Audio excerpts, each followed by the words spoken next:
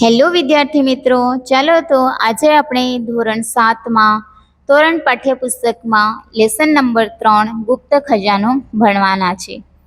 અહીં આ પાઠમાંથી આપણને જીવનમાં મહેનતનું મૂલ્ય શું છે એ સમજાશે અને પરિશ્રમ એ જ પારસમણી એ આપણને બોધ મળશે. તો મહેનત કરવાથી આપણે મહેનતનું ફળ આપણને મળે છે એ જ બોધ મળશે. ચાલો તો લેસનની શરૂઆત કરીએ. એક ખેડૂત હતો. એ ખૂબ મહેનતુ હતો. ખેતરના કામમાં તો ખૂબ જ મહેનત કરવી પડે. દિવસ રાત મહેનત કરતા એ જરા પણ અચકાતો નહીં.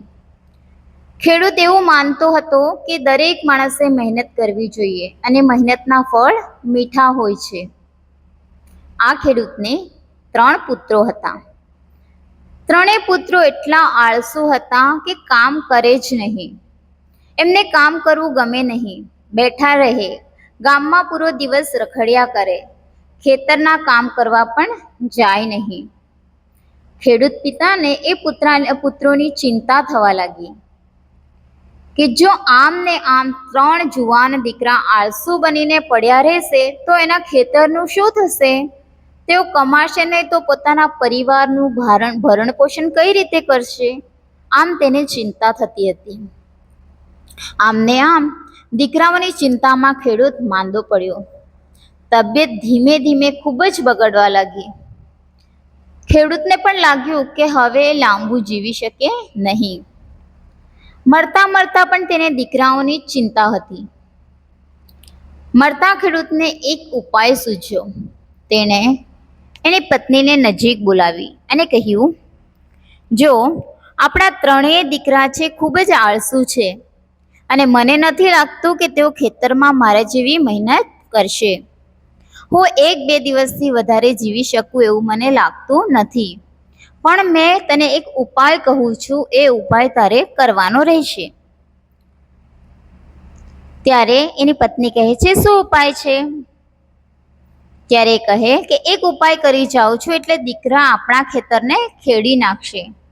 પછી દીકરાઓ એ ખેતરને ખેડશે એટલે તું તેમાં બિયારણ નાખી આવજે અને જ્યારે તું બિયારણ નાખશે ત્યારે દીકરાઓને ખબર પડવા દેતી નહીં. એવું એને ઉપાય સૂચવે છે.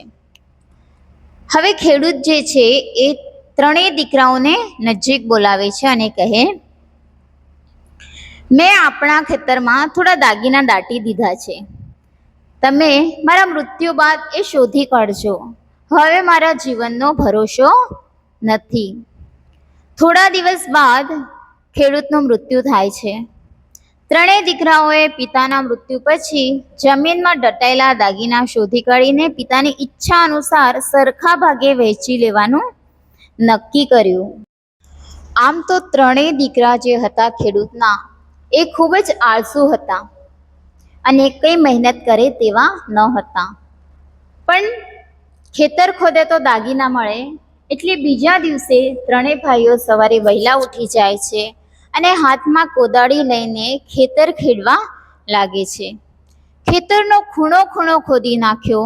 દાગીના તો શું, 1 ખોટો રૂપિયો પણ તેમને દટાયેલો મળ્યો નહીં. પિતાએ કદાચ ઊંડે સુધી દાગીના દાટ્યા હોય તો એવું એમને લાગે છે કે મારા પિતાજીએ આ દાગીના છે ખૂબ જ ઊંડા સુધી દાટી દીધા હશે. એવું કરીને એ લોકો બીજા દિવસે પાછા ખેતર ખેડવા માટે આવે છે. 3 જણા બીજે દિવસે ખેતરમાં વહેલા સવારે ઉઠીને જાય છે. ઊંડે સુધી ખેતર ખોદી નાખે તોય નિરાશા જ મળે છે. ખૂબ નારાજ થાય છે. કશું મળતું નથી. દાગીનાનું તો ક્યાંય નામો નિશાન ન હતું. પછી એની જે પત્ની જે છે એ ખેતરમાં જાય છે. ખેડૂતની સલાહ મુજબ તેની પત્ની ચૂપચાપ ખેતરમાં કહ્યા વગર જાય છે અને ઘઉંનું બિયારણ જે છે ખેતરમાં વાવી આવે છે. તેને પોતાના પતિની બુદ્ધિ માટે માન થયું. ખૂબ જ ગર્વ થાય છે કે એવી બુદ્ધિ એના પતિએ એને આપી. હવે ખેતર તો એવું સરસ ખેડાઈ ગયું હતું કે વાત ન પૂછો. એટલે સમય જતાં એ ખેતરમાં ઘઉંનો ખૂબ જ સરસ પાક થયો. હવે 3 પુત્રોને ખ્યાલ આવ્યો કે ખેતરમાં કયું ધન છુપાવવાની તેમના પિતા વાત કરતા હતા તે. એ વર્ષે ખેતરમાં ઢગલાબંધ સારી ગુણવત્તાવાળો ઘઉંનો પાક થયો. ખૂબ જ સારો ઘઉંનો પાક એ વર્ષે ખેતરમાં થયો અને ત્રણેય દીકરાઓએ આ પાક જે છે લણીને બજારમાં જઈને ઘઉં વેચી આવ્યા. એમાંથી જેટલા પૈસા મળ્યા એ વર્ષની ચિંતા મટી ગઈ. પૂરા વર્ષનું સામાન એ પૈસામાંથી ખરીદી દીધું અને આખા વર્ષની ચિંતા એમની મટી ગઈ. આ ઘટના પછી તેમને શ્રમનો મહિમા સમજાયો. આ ઘટના જે ઘડી એ ઘટના પછી એમને મહેનતનું શું ફળ મળે એ એમને સમજાયું. તમામ દુઃખોને દૂર કરવાનો ઉત્તમ ઉપાય ખૂબ જ મહેનત છે. તે તથ્ય પિતાએ મરતા ચતુરાઈપૂર્વક દીકરાઓને સમજાવી દીધું. કહ્યું એમના પિતાએ મરતા એક ઉપાય સૂચવીને ગયા અને એ ઉપાય અજમાવી જોયું ત્યારે એમનો મહેનતનું જે ફળ છે એ મીઠું હોય એમને ખબર પડે છે. મહેનત કરવાથી આપણને સારું ફળ મળે છે એ ત્રણેય છોકરાઓને સમજાઈ ગયું. બસ એ દિવસ પછી ત્રણેય જણાએ જીવનમાંથી આળસ જે છે ખંખેરી નાખી.